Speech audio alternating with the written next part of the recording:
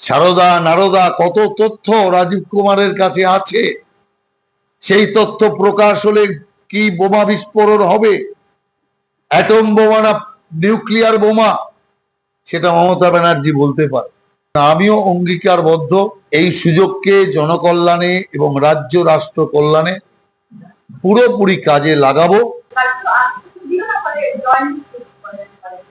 দেখুন, আজকে আমাদের রাজ্যের সভাপতি শ্রমিক ভট্টাচার্য এবং আমাদের বিরোধী দলের নেতা শুভেন্দু অধিকারীর উপস্থিতিতে আজকে আমি রাজ্যসভার দলের পক্ষ থেকে নমিনেশন দিলাম।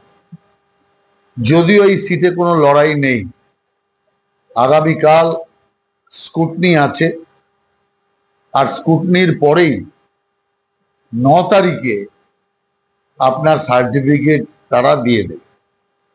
অর্থাৎ আগামীকালের পরে আর নির্বাচনী প্রক্রিয়ার কিছু বাকি থাকছে। অতএব স্বাভাবিকভাবেই এই রাজ্য থেকে ভারতীয় জনতা পার্টির সাংসদ হিসাবে সংসদে যেতে পেরে আমি মনে করি যেটা এই রাজ্যের জনগণ এবং রাজ্যের সাধারণ মানুষের যে মনের কথা, মনের ব্যথা, অসুবিধা, সুবিধা সমস্ত কিছু তুলে ধরার একটা জায়গা পাব। যদিও আমি এটাও জানি বেশি সময় হয়তো আমি পাবো না রাজ্যের দুঃখের কথা সংসদে তোলা। তার কারণ 2 মাস 2.5 মাসের মধ্যেই সরকার পরিবর্তন হয়ে যাবে। স্বাভাবিকভাবেই নতুন সরকার আসবে, বিজেপি সরকার, আর মানুষের কষ্ট এমনিতেই লাঘব হয়ে যাবে। মানুষের যন্ত্রণা বেদনা এগুলো আর থাকবে না। সেই কারণে সেই সময়তে বাংলার কথা, বাংলার উন্নয়নের ব্যথা, বাংলার উন্নয়নের জন্য সংসদের সহযোগিতার কথা, সারা দেশের সার্বিক অবস্থা এবং প্রধানমন্ত্রী নরেন্দ্র মোদীর নেতৃত্বে যে উন্নয়নের যজ্ঞ সারা ভারত জুড়ে চলছে, সেই বিষয়কে আরো বেশি ধ্বনিত করবার সুযোগ পাব। স্বাভাবিকভাবেই এই যে আমার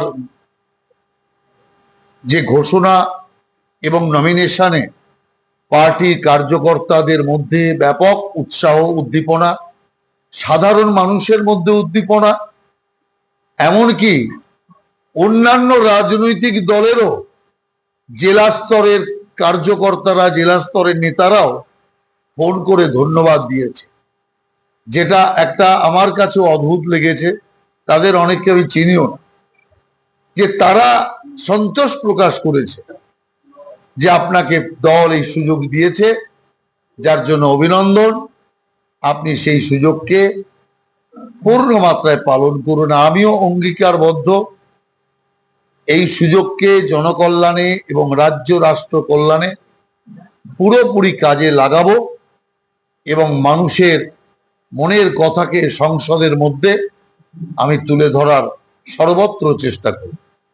যেহেতু এই রাজ্যসভা সিটটা ক্লিয়ার সিট ছাড়াও হয়, ক্রস ভোটিং হওয়ার সুযোগ থাকে, কিন্তু এই সব সিটে, এই যে 5টা সিটের ইলেকশন হচ্ছে, 4টে তৃণমূল কংগ্রেসের পক্ষে আছে, একটা বিজেপির পক্ষে আছে, এই 5টা সিটের কোথাও ক্রস ভোটিং বা কোথাও কিছু করার কোনো জায়গাই নেই। যে কারণে এই 5টি ক্ষেত্রেই একা একা ক্যান্ডিডেট, কোনো প্রতিদ্বন্দ্বিতা কারো ক্ষেত্রেই নেই। অতএব যেহেতু প্রতিদ্বন্দ্বিতা নেই, সেহেতু ইলেকশন শুধুমাত্র নমিনেশন আর তারপরে স্কুটনি হয়ে ঘোষণা, এর মধ্যে দিয়ে ইলেকশন হচ্ছে। অতএব সেই কারণে আমি মনে করি অন্য ইলেকশনের সাথে এই ইলেকশনের অনেক পার্থক্য আছে।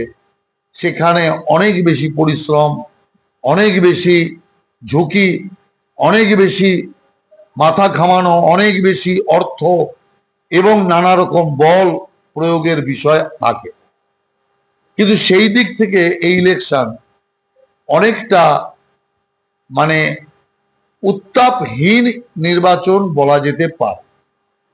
কিন্তু দায়িত্ব কিন্তু গুরু দায়িত্ব।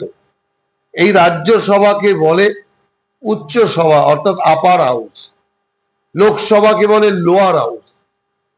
যে কারণে একজন লোকসভার সাংসদ যখন সাংসদ হন তার মেয়াদ কিন্তু 5 বছর, আর রাজ্যসভায় যিনি যান আপার হাউসের তার মেয়াদ কিন্তু 6 বছর। এবং আরেকটা জিনিস, যেটা লোকসভার যিনি যেতেন তার ক্ষেত্রে যে এমপি ল্যাডের অর্থাৎ এমপি যে টাকা ভারত সরকারের কাছ থেকে জনকল্যাণের জন্য পায়, সেই টাকা তার নির্দিষ্ট ক্ষেত্রে খরচা করতে হয়, তার কনস্টিটিউশনের মধ্যে খরচা করতে হয়। কিন্তু একজন রাজ্যসভার সদস্য সারা দেশের যে কোনো প্রান্তে উন্নয়নের জন্য তিনি টাকা বরাদ্দ করতে পারেন, অর্থ বরাদ্দ করতে পারেন। এইরকম অনেকগুলো অতিরিক্ত সুযোগ আছে। কোন আমলার বাড়িতে তদন্তকারী অফিসার ঢুকেছে, আর সেই রাজ্যের সর্বপ্রধান সংবিধানের সবচেয়ে বেশি গুরুত্বপূর্ণ দায়িত্বে থাকা ব্যক্তি বা মুখ্যমন্ত্রী সেই বাড়িতে ছুটে চলে এসছে, রাস্তার ফুটপাতে বসে পড়েছে অবস্থান করার জন্য। তার মানে রাজীব কুমারের গুরুত্ব মমতা ব্যানার্জি এবং তার পরিবার এবং পার্টির ক্ষেত্রে কত গুরুত্বপূর্ণ। সারদা নারদা কত তথ্য রাজীব কুমারের কাছে আছে, সেই তথ্য প্রকাশ হলে কি বোমা বিস্ফোরণ হবে, অ্যাটম বোমা না নিউক্লিয়ার বোমা, সেটা মমতা ব্যানার্জি বলতে পারে। সেই কারণের জন্য রাজীব কুমারকে খুশি করতে হবে, রাজীব কুমারকে তোয়াজ করতে হবে। এ তো প্রমোশন নয়, এ তো তোয়াজ, সন্তুষ্ট করার উপায়। তৃণমূল কংগ্রেস পার্টিটাই এই জাতীয় পার্টি। নইলে যারা বাঙালি বাঙালি করে এত চিৎকার করে বেড়ায়, বঙ্গভাষা বঙ্গভাষা, যখন রাজ্যসভার সিটের বেলায় তখন দুজন বঙ্গভাষী দুজন হিন্দিভাষী, তাও আর হিন্দিভাষী বাইরে থেকে, রাজ্যের বাইরে থেকে। লোকসভাতে আমরা দেখেছি রাজ্যের কোন বাঙালিকে না দাঁড় করিয়ে ভিন রাজ্য থেকে অবাঙালিকে আমদানি করে নিয়ে এসছে।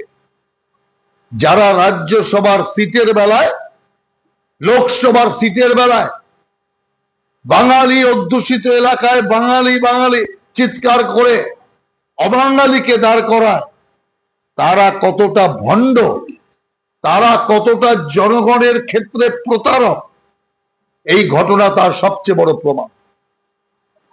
এই রাজ্যের কোন তৃণমূলের নেতাকে করা যেত না, কোন তৃণমূলের অনুভবী পুরনো তৃণমূল গঠনকারী কার্যকর্তাকে করা যেত না।